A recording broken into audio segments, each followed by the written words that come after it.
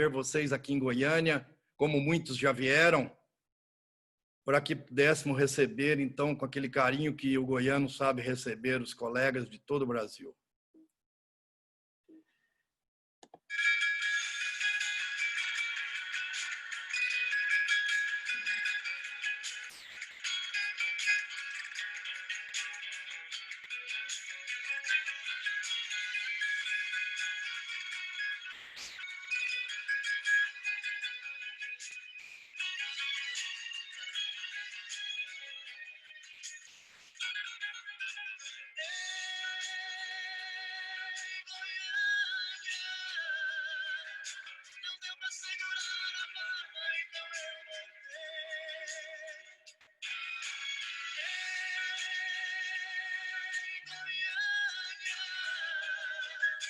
Avisa aqueles olhos lindos que eu já cheguei.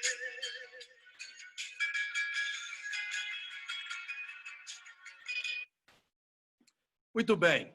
Como vocês sabem, nós gostamos da hospitalidade. E nada como um modão de viola bem goiano para que vocês possam se sentir à vontade e podermos, ao longo desse curso todo, até novembro, aproveitar ao máximo o que vamos discutir aqui.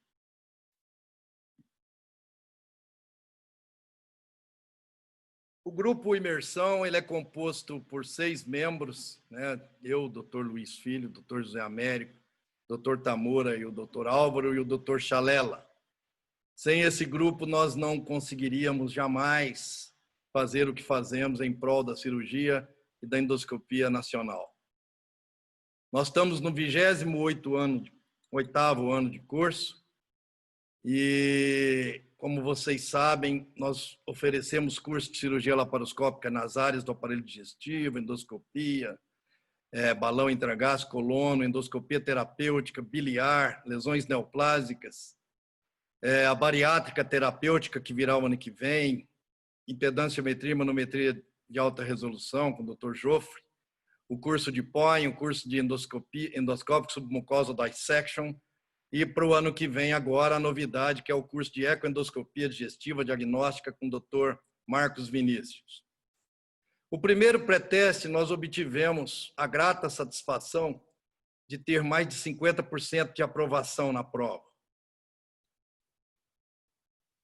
Esse ano ainda teremos o curso de imersão que não foi feito em função da pandemia, os cursos de endoscopia e colonoscopia recomeçaram, os cursos de balão intragástrico também, de colonoscopia com lesões neoplásicas. Esse é o segundo pré-teste iniciando agora. Teremos o embate em Goiânia, que é um curso só de endoscopia bariátrica e terapêutica, onde haverá procedimentos ao vivo. O grupo Imersão, junto com o grupo Endovita, do professor Galvão, do Greco, do Gustavo e do Tiago, estão conosco nesse evento. Nós estamos organizando em conjunto. E o ano que vem, o quarto embate, que será presencial. Esse desse ano será virtual. E o ano que vem, o New Learning de ecoendoscopia. Bom, aqui um resumo dos cursos apresentando a vocês, onde nós já tivemos, até dezembro de 2019, 3.180 cirurgiões, 901 endoscopistas, 960 instrumentadores, um total de mais de 5.000 participantes, mais de 25.000 procedimentos realizados de cirurgia e mais de 45.000 procedimentos endoscópicos nesses cursos todos, coordenados por mim, pelo Dr. Luiz Henrique Filho, Dr. José Américo de Souza, Sérgio Tamura, Álvaro Albano e agora, mais recente aquisição, o Dr. Marcos Chalela. Temos como professor colaborador no segundo pré-teste o Dr. Marcos Vinícius Ney e os professores convidados, doutora Adriana, a enfermeira Adriana da Silva Azevedo, de Goiânia, Dr. Joffre Rezende Neto, Dr. Reinaldo Pedrosa e doutora Érica Fukushima. Todos esses coordenadores e convidados e professores têm um currículo vasto, são todos especialistas em suas áreas, Dr. Luiz Henrique, Dr. Luiz Henrique Filho, José Américo, Dr. Sérgio Tamura, Dr. Álvaro Albano, Marcos Vinícius Ney, Joffre Rezende, Reinaldo Pedrosa, Érica Fukushima e enfermeira Adriana da Silva Azevedo. O módulo primeiro começa agora.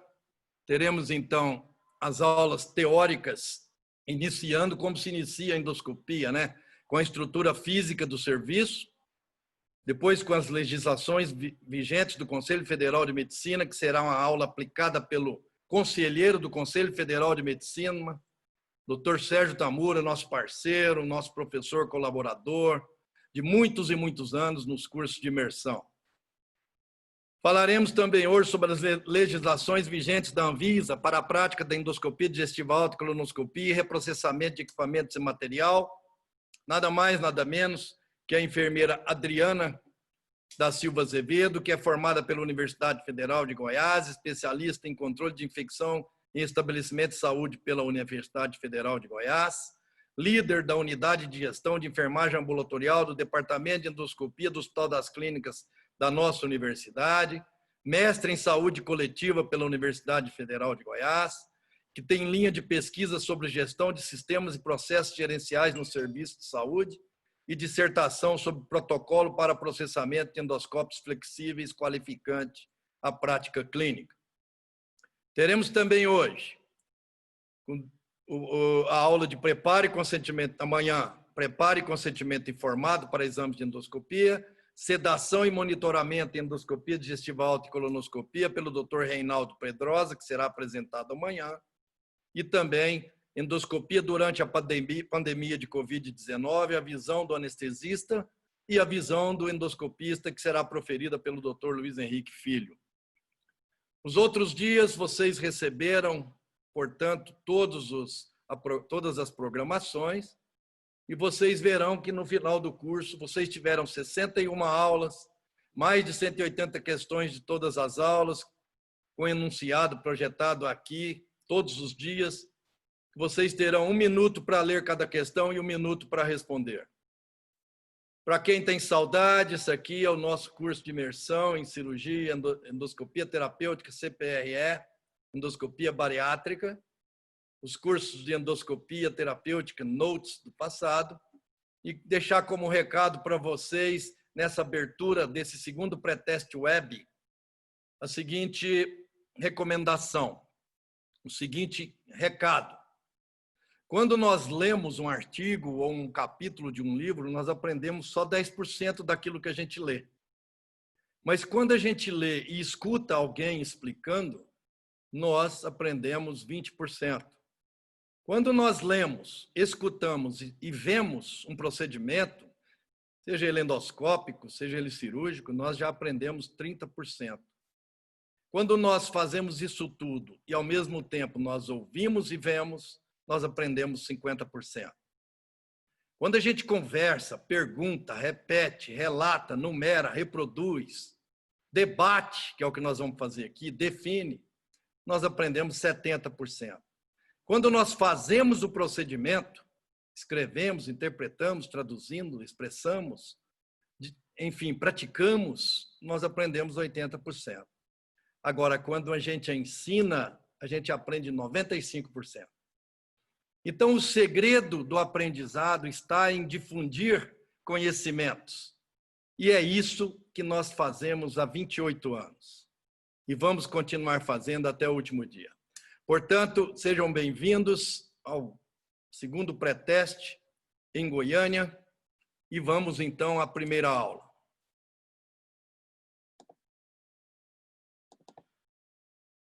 Como vocês viram na programação,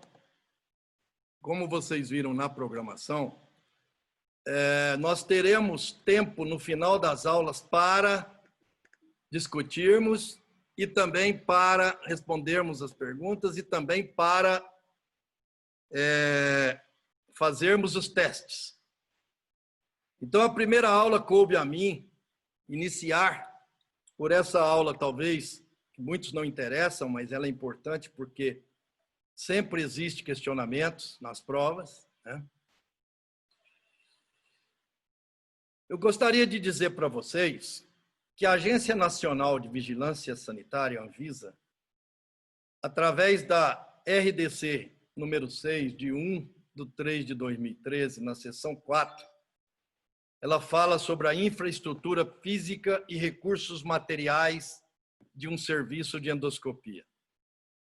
Então, esse capítulo de boas práticas de funcionamento para serviço de endoscopia, ele é todo regularizado e todos nós devemos seguir.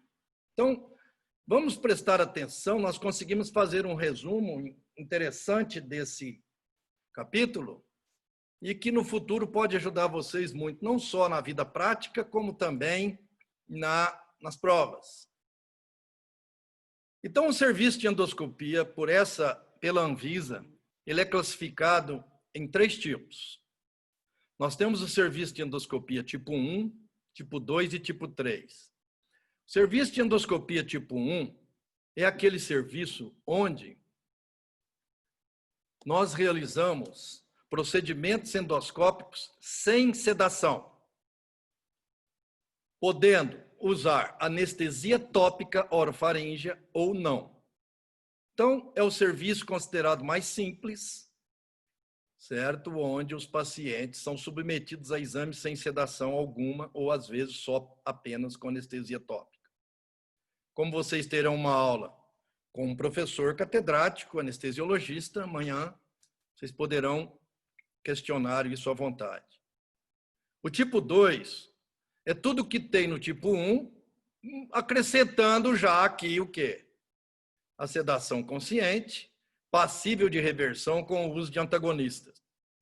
Então, é o que a maioria faz, né?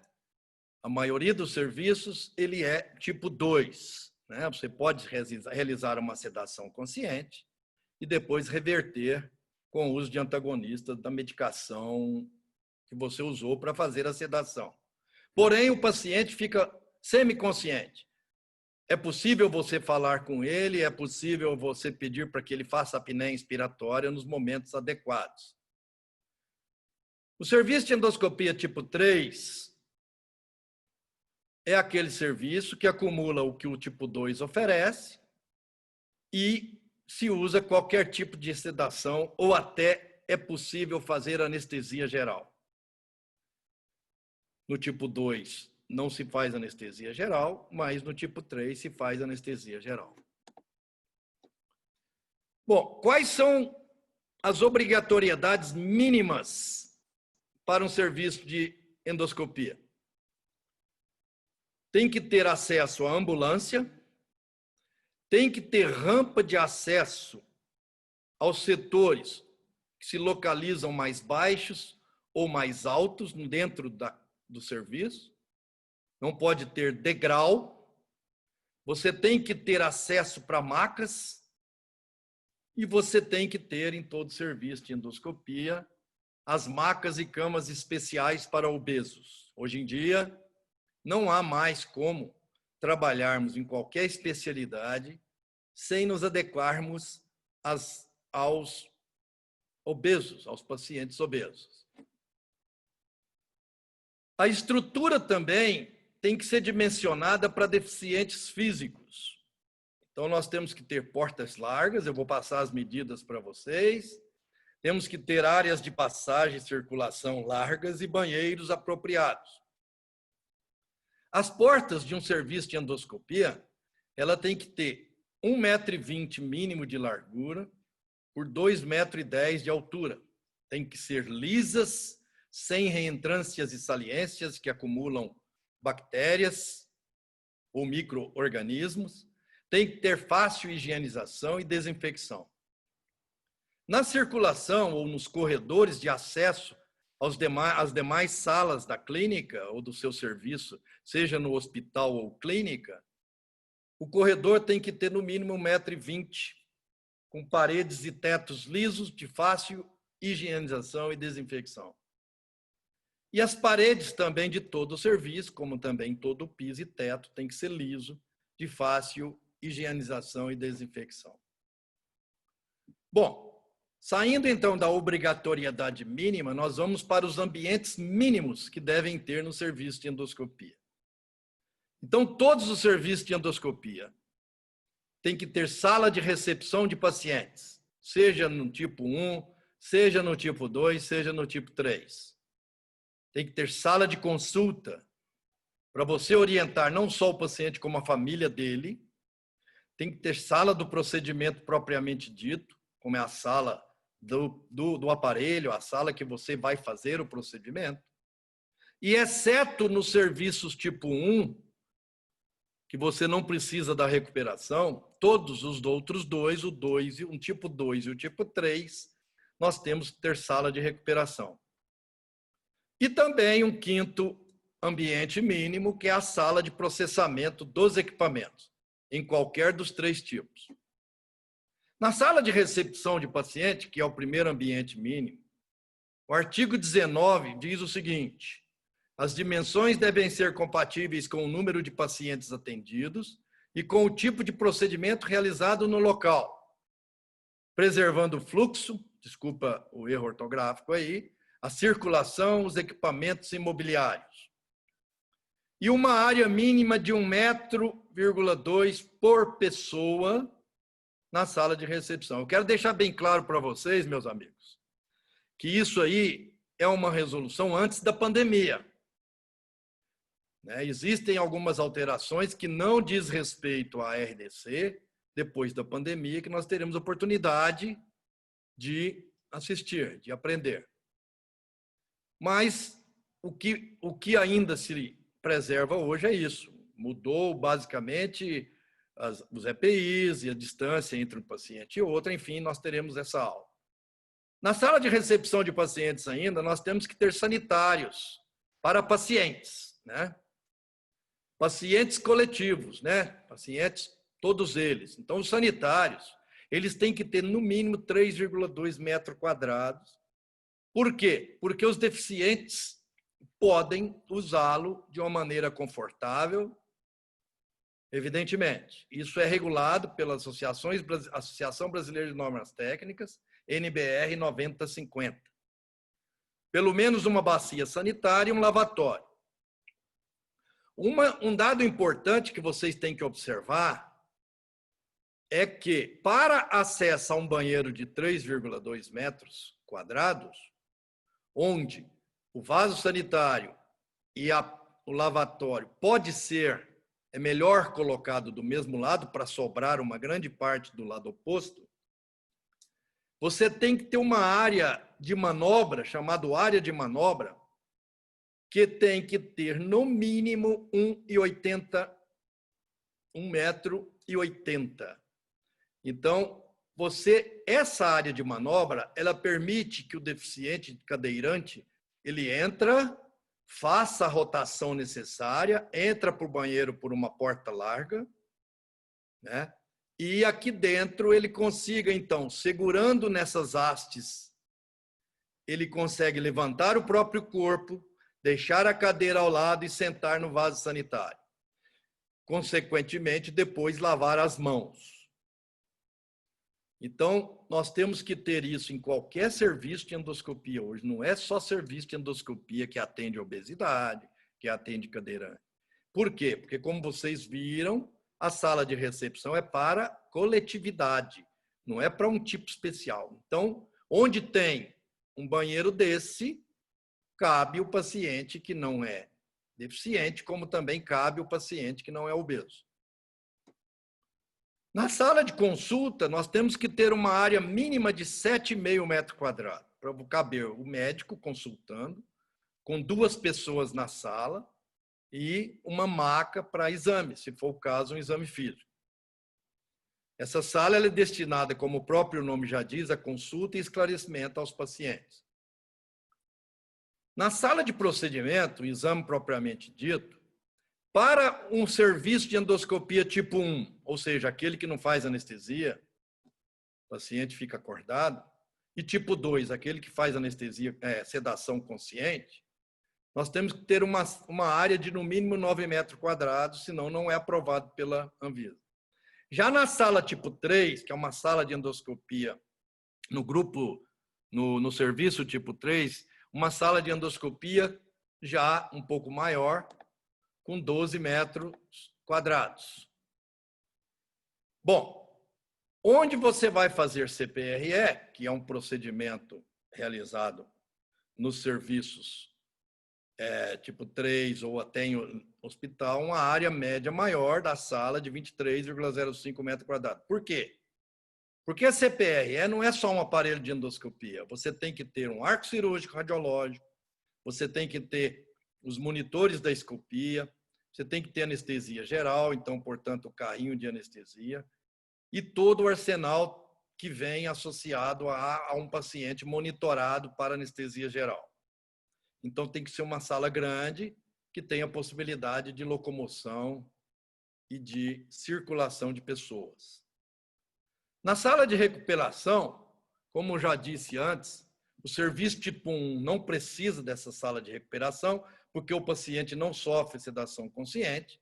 Você tem que oferecer acomodação com segurança e conforto, proibida a recuperação de pacientes submetidos à sedação ou anestesia não tópica, fora da sala de recuperação, é o artigo 23. Então, o que o artigo 23 quer dizer? Se você tem um serviço tipo 2 ou 3, você obrigatoriamente tem que ter uma sala de recuperação, porque o seu paciente vai ser sedado ou anestesiado. Já o serviço tipo 1 não precisa de sala de recuperação. Mas todos eles têm que oferecer acomodação com segurança e conforto nas outras salas. A área média de uma sala de recuperação, no tipo 2 e 3, porque o 1 não precisa, é de 7,95 metros quadrados, com distância entre os leitos de recuperação de 80 centímetros e distâncias entre o leito e a parede de 60 centímetros. Por quê? Porque nessa sala de recuperação, onde você tem todo o arsenal para a reanimação de um paciente que sofre uma parada cardíaca ou uma parada respiratória, você tem que ter distância para chegar e para entubar esse paciente.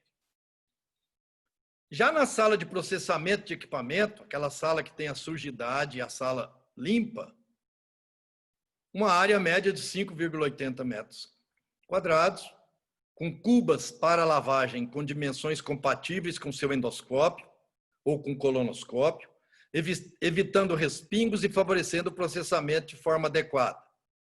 As bancadas têm que ser lisas e impermeáveis, com dimensões compatíveis para acomodação dos equipamentos e acessórios. E um dado importante, a água tem que ser potável, né? Tem que ter, às vezes, filtro de 0,1 micra para que essa água seja potável para lavar o equipamento. Importante também nessa sala de processamento de equipamento, que a gente vai ver uma aula sobre isso, com a Adriana, a climatização. Então, essa climatização, esse exaustor, tem que produzir uma vazão mínima de ar total de 18 metros cúbicos por hora por metro quadrado de sala. E manter um diferencial de pressão negativa mínima de 2,5 PA entre aqueles ambientes próximos à sala. Então, ela tem que ter uma pressão negativa, porque o ar não vai sair dela e difundir na clínica com os micro-organismos. Ele vai ser aspirado realmente. Essa exaustão, ela tem que ser forçada e esse ar tem que ter uma descarga para o exterior da edificação. Então, o ar que é aspirado ali pelo exaustor, ele sai pelo teto e para o exterior da edificação, e não para o interior, evidentemente. Senão você está tirando micro-organismo de uma sala e jogando em outra do seu serviço. E o ar de reposição pode ser proveniente dos ambientes vizinhos, porque os ambientes vizinhos são considerados ambientes normais do ponto de vista de contaminação. Na clínica, já considerando outros ambientes, tem que ter banheiro para funcionários e, no nosso caso, que é uma clínica, uma escola, banheiro para os alunos.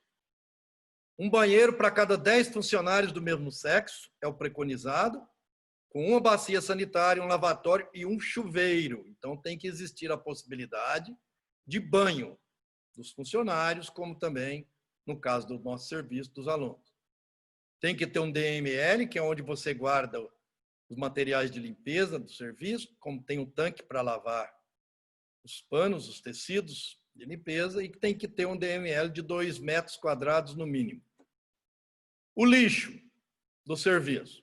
Ele tem que ter 2 boxes separados. Um dos boxes contém 2 recipientes. Um recipiente para resíduo biológico, que é separado dos resíduos comuns, né, como vocês sabem. E o box 2, um recipiente de resíduo químico. Casa de bombas e máquinas, onde você põe, então, seu compressor, seu exaustor. as máquinas que você usa na clínica, uma central de gás e cilindros, ou cilindros, uma sala de administração, que por pessoa tem que ter 5 metros, aliás, ela tem que ter 5,5 metros quadrados, com tesouraria de 2,5 metros para uma pessoa e o vestuário dos pacientes. No fluxograma que a Anvisa preconiza, então nós temos a recepção, o paciente é encaminhado ao vestuário, do vestuário ele vai para a sala de exame e depois para a recuperação nos serviços 2 e 3. No serviço 1 não há esse fluxograma para recuperação. O médico vai fazer o laudo na sala de laudo, essa sala de laudo, esse computador de laudo, ele pode ser dentro do espaço da sala de exame, como pode ser uma sala separada terminal. O que é uma sala terminal? Por onde não se passa dentro dela, não tem fluxo dentro dela. Ela é só para laudo, ou o laudo pode ser feito dentro da sala de endoscopia. E depois da recuperação, esse paciente é liberado. Liberado com ou sem o laudo imediatamente. Aqui, por exemplo, um exemplo do nosso serviço, que nós fizemos durante o ano de 2019, toda uma remodelação para se adequar às regras novas da Anvisa. Em 2019, ainda não havia pandemia, e nós anexamos toda essa área aqui no primeiro e no segundo andar. Esse é o primeiro andar, esse é o segundo. Então, o fluxo, nós temos 2 entradas. Nós temos uma entrada lateral e uma entrada aqui na esquina, frontal, e 2 recepções, dentro das medidas já adequadas. Esses pacientes, então, eles ficam na recepção, vão ao balcão das recepcionistas, depois caminham, então, através dos corredores de 1,20 m no mínimo, para o serviço de endoscopia. Chegando ao serviço de endoscopia, existe um vestiário grande, que serve para cadeirante também. Ele, então, ali ele deixa sua roupa, coloca alguma roupa especial, como, por exemplo, para fazer colonoscopia, e depois ele, então, pode seguir 2 caminhos. O caminho das salas de endoscopia de cá, como também da sala maior de endoscopia para procedimentos endoscópicos. Ele pode usar, então, 4 salas, né? Usou as salas, fez os exames, foram sedados na clínica. Todos os pacientes são sedados. E depois o médico vai para a sala de laudo anexa, mas eu volto a afirmar que ele pode dar o laudo dentro das salas de endoscopia, isso é legal. E o paciente, então, vai para o repouso aqui no mesmo bloco. Então, procurar concentrar todo o serviço de endoscopia no mesmo bloco.